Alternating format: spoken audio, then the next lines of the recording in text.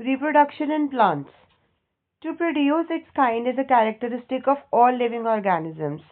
You have already learned this in class 6. The production of new individuals from the parents is known as reproduction. Reproduction means to reproduce again. But how do plants reproduce? There are different modes of reproduction in plants which we shall learn in this chapter. So, modes of reproduction. As we have already learned about different parts of a flowering plant. Try to list the various parts of a plant and write the functions of each. Now, most plants have roots, stems, and leaves. These are called the vegetative parts of a plant. So, the vegetative parts of a plant are roots, stems, and leaves. After a certain period of growth, most plants bear flowers. You may have seen the mango trees flowering in spring. It is these flowers that give rise to juicy mango fruit we enjoy in summer. We eat the fruits and usually discard the seeds. Seeds germinate and form new plants. So, what is the function of flowers in the plants? Now, let's read the answer. Flowers perform the function of reproduction in plants. Flowers are the reproductive parts. Okay. Now, there are several ways by which plants produce their offspring. These are categorized into two types, asexual and sexual reproduction. Now, in asexual reproduction, plants can give rise to new plants without seeds. So, this is the definition of asexual reproduction, in which plants can give rise to new plants without seeds, whereas in sexual reproduction, new plants are obtained from seeds. So, asexual reproduction is without seeds and sexual reproduction is with seeds. Fine. Now, asexual reproduction. In asexual reproduction, new plants are obtained without production of seeds. And there are four ways through which we can grow a plant using asexual reproduction. So the first one is vegetative propagation. Now it is a type of asexual reproduction in which new plants are produced from roots, stems, leaves and buds. Since reproduction is through the vegetative parts of a plant, it is known as vegetative propagation. Let's repeat this definition once again. It is a type of asexual reproduction in which new plants are produced from roots, stems, leaves and buds.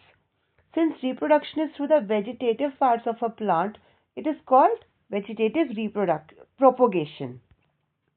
Now activity 8.1. Cut a branch of rose or champa with a node. This piece of branch is termed as a cutting. Now bury the cutting in the soil.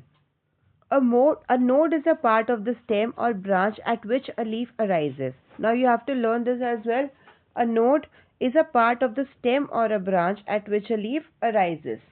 Now water the cutting every day and observe its growth. Observe and record the number of days taken for the roots to come out and new leaves to arise. Now, after some time you will see the rose or champa plant has grown. Now, one more you can use this experiment. You can perform this experiment with money plant as well. So try that same activity by growing money plant in a jar of water and record your observations. What you have to do is you have to take a cutting of the money plant and you can use the same method. Bury the cutting in the soil, then water the cutting every day and you will observe after some days you will see the roots grown in the money plant. Okay. Now we are here. You must have seen flower buds developing into flowers. Apart from flower buds, there are buds in the axil. What is axil? You have to learn this as well. So axil is the point of attachment of the leaf at the node. Now, apart from flower buds, there are buds in the axil of leaves which develop into shoots.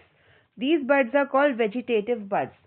A bud consists of a short stem around which immature overlapping leaves are present.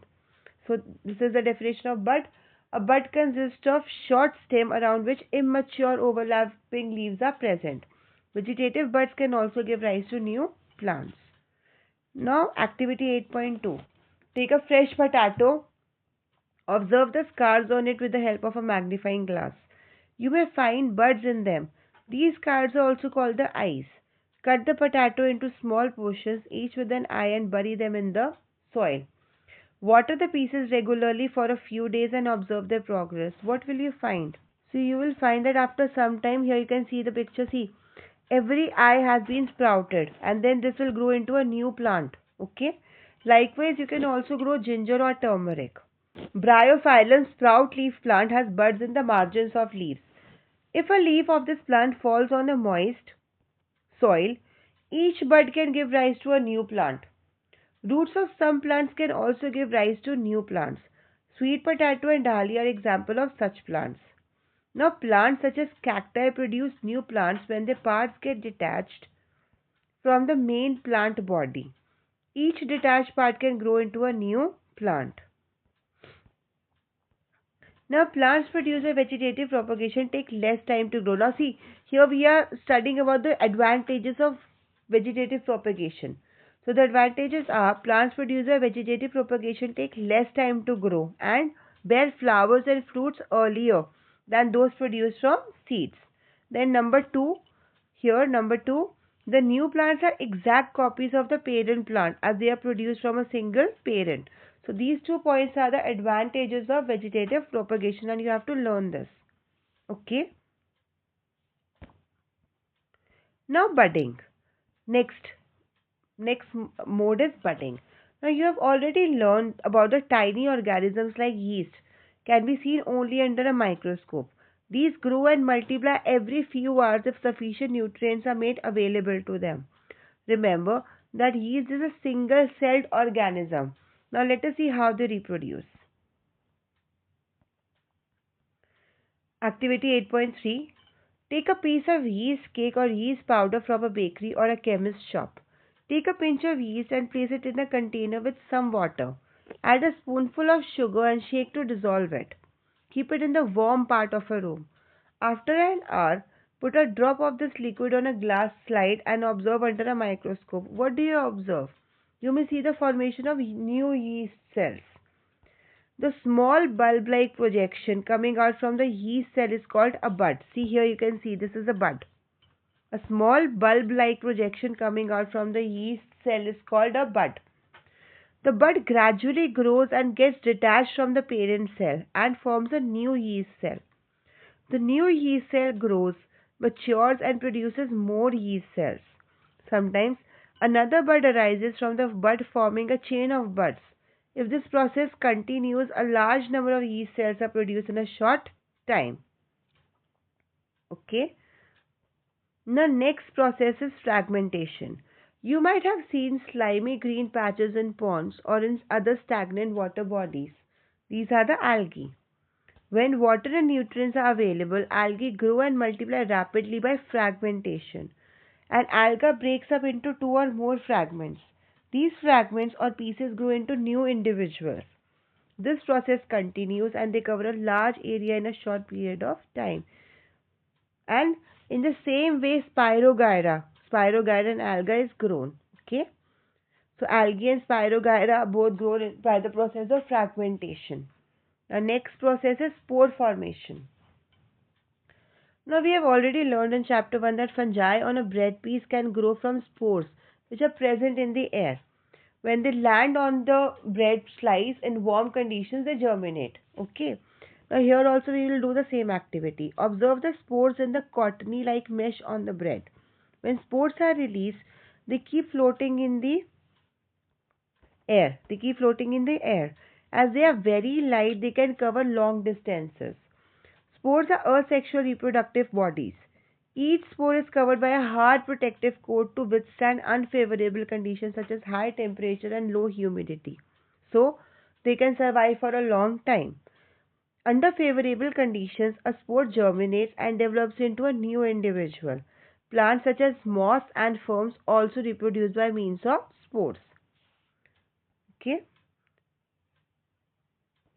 Now, we will study about the sexual reproduction method.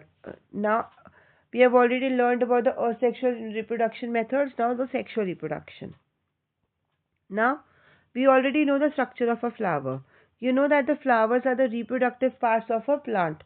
Stamen are the male reproductive part and pistil is the female reproductive part. Now, activity 8.4. Take a mustard, China rose, petunia flower and separate its reproductive parts. Study the various parts of stamen and pistil. Now, flowers which contain either only pistil or only stamen, or in other words, we can say the flower which contains only a male part or a female part, are called unisexual flowers, because pistil is the female reproductive part and stamen are the male reproductive part. And then bisexual flowers which contain both stamen and pistil means the flowers which contain both female reproductive part and male reproductive part are called bisexual flowers. So the example of unisexual flowers is corn, papaya and cucumber. And the example of bisexual flowers is mustard, rose and petunia. Both male and female unisexual flowers may be present in the same plant or in different plants. Now, could you identify the anther and filament of a stamen? See here, you can see this diagram here. This is the anther and this is the filament. Okay. So, anther contains pollen grains which produce male gametes. So, the anther contains pollen grains which produce male gametes. A pistil contains of stigma, style and ovary. Ovary contains one or more ovules. The female gamete or the egg is formed in an ovule.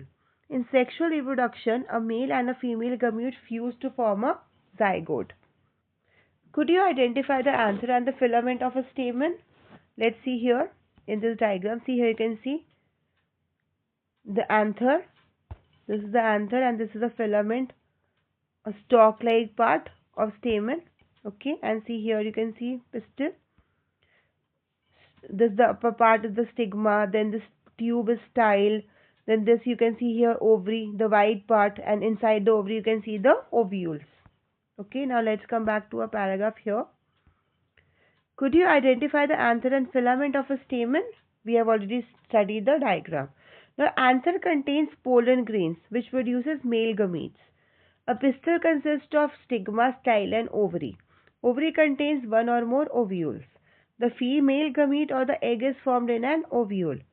In sexual reproduction of a male and a female gamete fuse to form a zygote. This is also a very important line. In sexual reproduction, a male and a female gamete fuse to form a zygote. Now, how all this happens? For this, we have to study the process of pollination. What is pollination? Now, generally, pollen grains have a tough protective coat which prevents them from drying up. Since pollen grains are light, they can be carried by wind or water. Insects visit flowers and carry away pollens on their bodies. Some of the pollen lands on the stigma of a flower of the same kind. The transfer of a pollen from the anther to the stigma of a flower is called pollination. I am repeating it again, the definition. The transfer of pollen from the anther to the stigma of a flower is called pollination. If the pollen lands on the stigma of the same flower or another flower of the same plant, it is called self-pollination. So this is the definition of self-pollination. And the next line is the definition of cross-pollination. When the pollen of a flower lands on the stigma of a flower of a different plant of the same kind, it is called cross-pollination. See here we can see this diagram on the last page. This is diagram of self-pollination and cross-pollination. And this will make this explanation easier for you. Okay? So please see this diagram clearly, self-pollination and then cross-pollination. Then again we can read both of the definitions. So I'm again repeating the definition of self-pollination. If the pollen lands on the stigma of a same flower or another flower of the same plant, it is called self-pollination. And cross-pollination, when the pollen of a flower lands on the stigma of a flower of a different plant of the same kind, it is called cross-pollination.